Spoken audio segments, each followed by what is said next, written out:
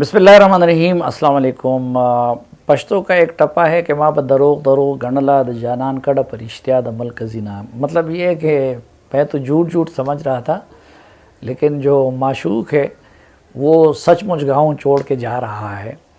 तो पीटीआई वालों ने तो बड़ा प्रोपेगंडा किया था कि जी अदम एतमाद पेश कर सकते हैं तो कर दें पेश, तो इनके पास तादाद पूरी नहीं है। लेकिन बिलाखिर आज वो दिन आ गया कि अपोजिशन ने असम्बली के लिए रिक्विजिशन भी दे दी और 80 से ज़ायद मेंबरान के दस्तखतों के साथ इमरान खान के ख़िलाफ़ अदम एतमाद की तहरीक भी जमा कर दी। अब दो बुनियादी सवाल हैं जिनका आज मैं जवाब देने की कोशिश करूँगा। एक सवाल ये कि क्या अदम एतमाद की तहरीक कामयाब होगी या नाकाम, और दूसरा सवाल ये है कि क्या इमरान खान साहब, जहांगीर तरीन, अलीम ख़ान और इस तरह के जो लोग हैं जो उनके पार्टी के अंदर से बगावत हो रही है, उनको राम करने या मनाने में कामयाब हो जाएंगे या नहीं। जहाँ तक पहले सवाल का ताल्लुक़ है तो मेरे ख़्याल में उसका इन्हिसार एक ही नुक्ते पर है, और वो है इस्टेब्लिशमेंट की जानिबदारी और गैर जानिबदारी पर। अगर इस्टेब्लिशमेंट इसी तरह गैर जानिबदार रहती है जिस तरह के पिछले 2 माह से वो गैर जानिबदार है, तो फिर उस सूरत में तहरीक अदम एतमाद को कामयाब होने से इमरान खान साहब कतन नहीं बचा सकते। हाँ, अलबत्ता अगर खुदा न खास्ता दोबारा किसी स्टेज पे इमरान खान साहब ने इस्टेब्लिशमेंट को धोखा दे दिया, क्योंकि इस वक्त वो हर तरह की ऑफ़र कर रहे हैं, वो बुज़दार को तब्दील करने पे भी आमादा हो गए हैं, वो अपनी तरफ से एक्सटेंशन भी ऑफ़र कर रहे हैं। हालांकि आर्मी चीफ ने ना उसकी ख्वाहिश ज़ाहिर की है, ना उनके साथ इस पे बात की है, ना कुछ और किया है। वो उनके दीगर ग्रीवेंसेस को भी दूर करने की कोशिश कर रहे हैं। वो उनके घरों पे हाज़िरियाँ भी दे रहे हैं, बार बार एपेक्स कमेटी के नाम पे और किसी और कमेटी के नाम पे मुलाकातें भी करवा रहे हैं कि आर्मी चीफ और दीगर लोगों से मुलाकातें उनकी हो जाएं। लेकिन सरेदस्त कौल और फ़ेल दोनों से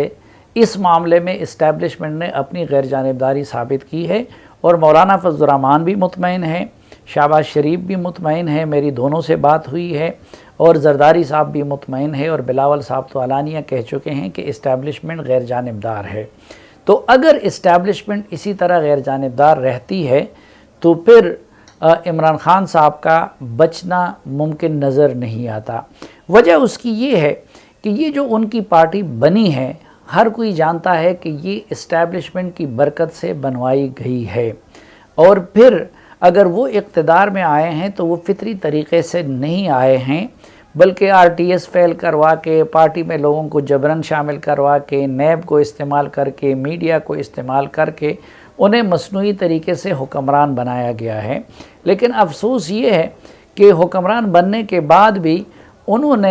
उनको हुक्मरानी सीखने का या फिर सियासत सीखने का मौका भी नहीं मिला, क्योंकि एक लाडले बच्चे की तरह उनके लिए सियासत भी कहीं और से मैनेज होती रही, उनके लिए अदालत भी कहीं और से मैनेज होती रही, पार्लियामेंट से बिल भी उनके लिए कोई और पास करवाता रहा, इत्तेहादियों को भी वो कोई लिफ्ट नहीं दे रहे थे, उनको कोई और मना के जबरी इत्तेहाद पे मजबूर करता रहा। मसलन आज से महीना डेढ़ पहले की बात है कि एक मीटिंग में इमरान खान साहब के एक करीबी वज़ीर ने दोनों जमातों को,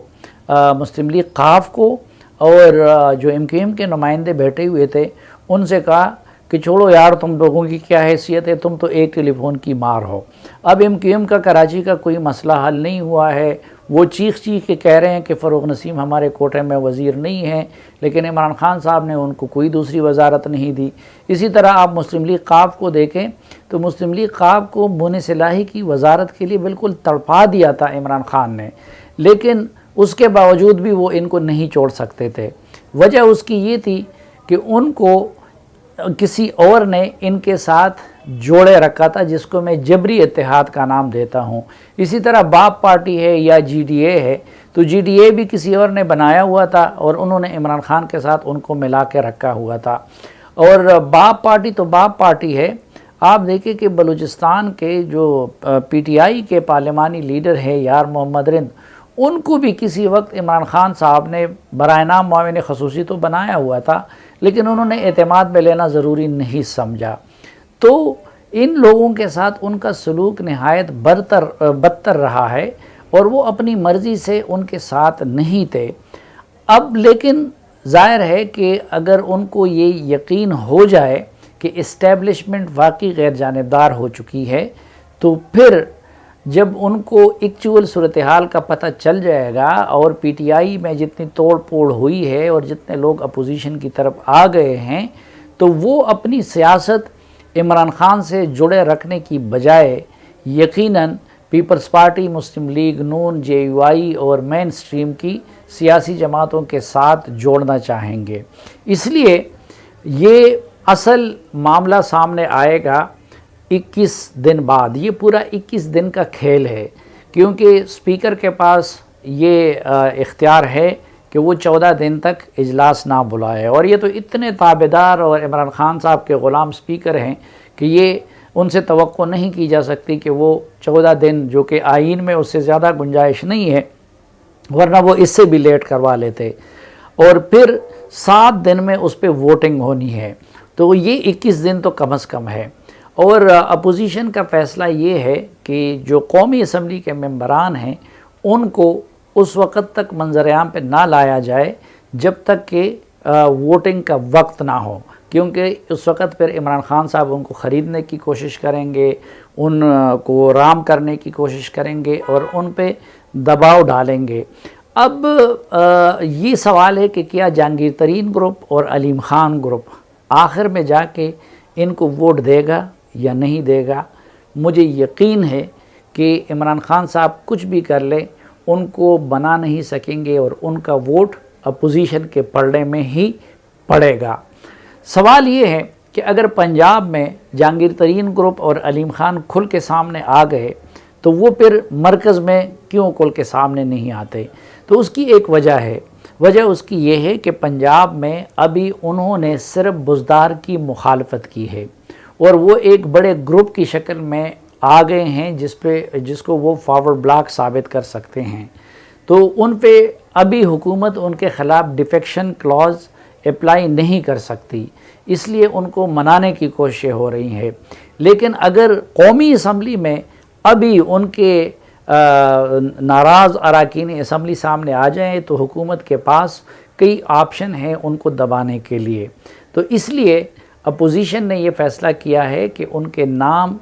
عین آخری وقت پہ یعنی ووٹنگ کے وقت سامنے لائے جائیں۔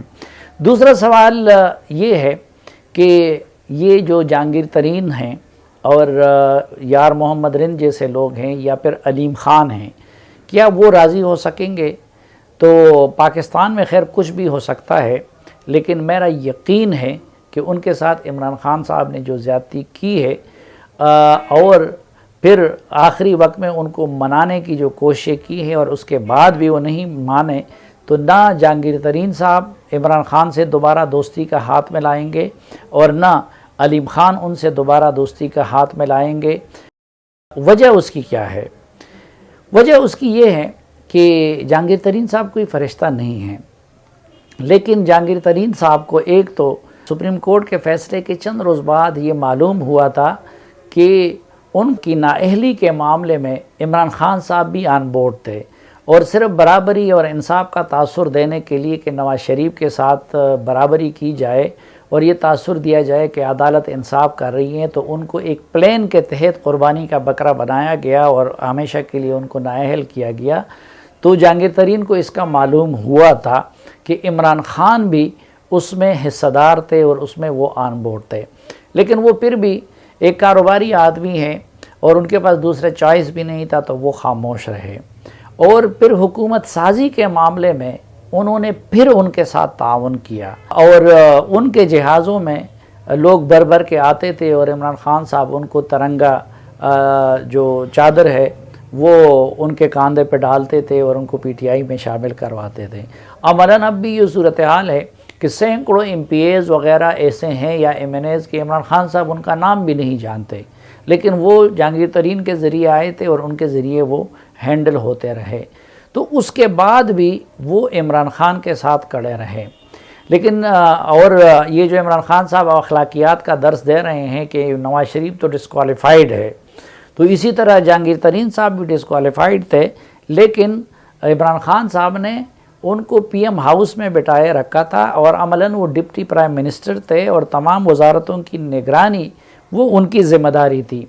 تو اس وقت تو عمران خان صاحب کو یہ اصول یاد نہیں آیا کہ سپریم کورٹ سے تاحیات نااہل ہونے والے شخص کو وہ پارٹی کا اتنا اہم ذمہ دار ہی نہیں بلکہ حکومت کا مختار کیوں بنا رہے ہیں۔ لیکن دوسرا جو گروپ تھا شاہ محمود قریشی کا اور اسد عمر وغیرہ کا، وہ ان کے خلاف سازشیں کر رہا تھا، لیکن وہ ان کے مقابلہ نہیں کر سکتے تھے، جہانگیر ترین ہی جیت رہے تھے۔ لیکن آخر میں ایسا ہوا کہ زلفی بخاری کو انہوں نے اپنے ساتھ ملا لیا اور اعظم خان کو بھی اپنے ساتھ ملا لیا، حالانکہ اعظم خان کو بھی جو پرنسپل سیکرٹری ہے عمران خان سے جہانگیر ترین نے ملوایا تھا، اور پھر انہوں نے خصوصاً زلفی بخاری کو استعمال کر کے جہانگیر ترین کا پتہ ایک ایسی جگہ سے کاٹا کہ جہاں سے جس کا پتہ کٹ جاتا ہے تو پھر عمران خان صاحب اس پہ دوسری بات کرنے کو تیار نہیں ہوتے، اور ہم بوجود اس جگہ کا نام نہیں لے سکتے، لیکن آپ سب سمجھ رہے ہیں کہ میرا اشارہ کس طرف ہے۔ اب اس کے بعد جہانگیر ترین جو سب سے زیادہ دکھی ہیں وہ اس بات پہ ہیں کہ جہانگیر ترین جس جرم کے ملزم ہیں چینی کے حوالے سے، اسی طرح کے ملزم خسرو بختیار کے بھائی بھی ہیں، اسی طرح کے ملزم خود بزدار بھی ہے کیونکہ انہوں نے بھی سبسڈی دلوائی تھی، اسی طرح کے ملزم اور بھی کابینہ کے لوگ ہیں جنہوں نے ایکسپورٹ کی اجازت دی تھی، اس طرح کے ملزم اور بھی سینکڑوں مل مالکان ہیں، لیکن ایک تو ان کو سنگل آؤٹ کیا گیا۔ لیکن جس چیز سے جہانگیر ترین صاحب بہت زیادہ دکھی ہے، مجھے خود انہوں نے وہ کیمرے دکھائے تھے جو ان کے گرد کے ایک طرف اور دوسری طرف نگرانی کے لیے لگائے گئے تھے خفیہ کیمرے، اور دوسرا ان کو اس بات کا دکھ تھا کہ پھر ان کی اہلیہ کے بھی ٹیلی فون ٹیپ کروائے گئے آئی بی سے عمران خان صاحب نے۔ تو ظاہر ہے کہ جہانگیر ترین صاحب ایک سرائیکی پٹھان بھی ہے، اور اس بات کا انہیں بہت دکھ ہے کہ جی عمران خان صاحب جیسے آدمی نے میرے گھر کے چار دیواری کے تقدس کو پامال کرنے کی کوشش کی، اور پھر اس کے بعد بھی یہ صورتحال ہے کہ جب جہانگیر ترین صاحب نے اپنا گروپ بنانے کی کوشش کی تو پچھلے 3 سال سے عمران خان صاحب دن رات یہ کوشش کر رہے ہیں کہ جہانگیر ترین کو جیل کے اندر ڈال سکے۔ تو اگر اپنی خواہش اور کوشش کے باوجود وہ ان کو نہ ڈال سکے، اور وہ ان کے بیٹے کو بھی اندر کرنا چاہ رہے تھے جس کا جہانگیر ترین صاحب کو پھر یہ دکھ ہے، تو اس کا مطلب یہ ہے کہ عمران خان جہانگیر ترین کے مقابلے میں ایک خاص حد سے زیادہ کچھ نہیں کر سکتے، اور واقعی کچھ لوگ اتنے غیر جانبدار ہو گئے ہیں کہ اب عمران خان اداروں کو اس طرح اپنی خواہش کے لیے استعمال نہیں کر سکتا۔ علیم خان کا معاملہ بھی ملتا جلتا ہے، کیونکہ جہانگیر ترین تو بندوں کو بھی لائے تھے، لیکن علیم خان نے بھی اربوں روپے خرچ کیے ہیں۔ 2012 میں عمران خان صاحب نے مجھے زندگی کا پہلا اور آخری انٹرویو دیا تھا، تو اس میں جب میں نے ان سے پوچھا کہ بھئی کچھ لوگوں نے کروڑوں آپ کے جلسے کے لاہور کے جلسے کے لیے دیے ہیں، تو انہوں نے علیم خان کا نام لیا کہ ہاں مجھے تو ان کا پتہ ہے کہ اس نے 20 لاکھ روپے دیے ہیں۔ اور پھر خود جہانگیر ترین صاحب اگر خود عمران خان کے اے ٹی ایم تھے تو علیم خان وہ پی ٹی آئی کے سیکنڈ ٹیئر کی جو لیڈرشپ ہے، عمران اسماعیل اور اس طرح کے لوگ، وہ ان کے اے ٹی ایم تھے۔ تو ان سب کچھ کے باوجود اب علیم خان کو یہ شکایت ہے کہ بھائی بابر اعوان پہ بھی ریفرنس تھا، وہ انکوائری اور باقی سب مراحل سے گزرا، اور اس کا کیس بھی چلا، بابر اعوان کو اندر نہیں ہونے دیا عمران نے۔ اسی طرح اعظم خان پہ بھی کیس تھا نیب کا، ان کو اندر نہیں ہونے دیا۔ پھر خود عمران خان پہ ہیلی کاپٹر کیس تھا، وہ خود اندر نہیں ہوئے۔ پی ٹی آئی کے اسی طرح درجنوں اور وزیر مشیر زلفی بخاری کا کیس عمران خان نے ختم کروا دیا، اور صرف یہ تاثر دینے کے لیے کہ جی یہاں تو سب کا احتساب ہو رہا ہے، تو علیم خان یہ سمجھتے ہیں کہ مجھے قربانی کا بکرا بنا دیا گیا۔ دوسرا، علیم خان پھر وزارت اعلیٰ کے لیے بھی زیادہ اپنے آپ کو مستحق سمجھتے تھے بزدار کی بنسبت۔ تو علیم خان کے دکھ بھی بہت گہرے ہیں، اور ان کے ہاں بھی انتقام کا جل رہا ہے، تو وہ بھی موقع کے انتظار میں تھے، جو موقع اب انہوں نے پا لیا ہے۔ اچھا، پھر عمران خان صاحب کی اس وقت بدحالی دیکھ لیجئے کہ وہ ان لوگوں سے ان کو راضی کر رہے ہیں کہ جن کا ایک پرویز خٹک ہیں، تو پرویز خٹک بیچارے خود علیم خان اور جہانگیر ترین سے کم دکی نہیں ہے۔ وہ وزارت اعلیٰ کے امیدوار تھے، انہوں نے اگر الیکشن ہوئے تھے تو سیٹیں ڈبل کروائی تھی۔ عمران خان نے ان کے ساتھ یہ زیادتی کی کہ ان کو وزیر اعلیٰ نہیں بنایا، پھر ان کو کڈے لائن کی وزارت دے دی، پھر ان کو اعظم خان کے ذریعے انتہائی تنگ کیا، اور وہ اس وقت بہت زیادہ غصے کے شکار وزیر ہیں۔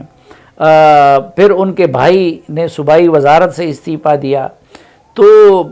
ادھر محمود خان ان کے مخالف ہیں، ادھر شاہ فرمان ان کے مخالف ہیں، تو وہ تو خود ایک ناراض بندے ہیں۔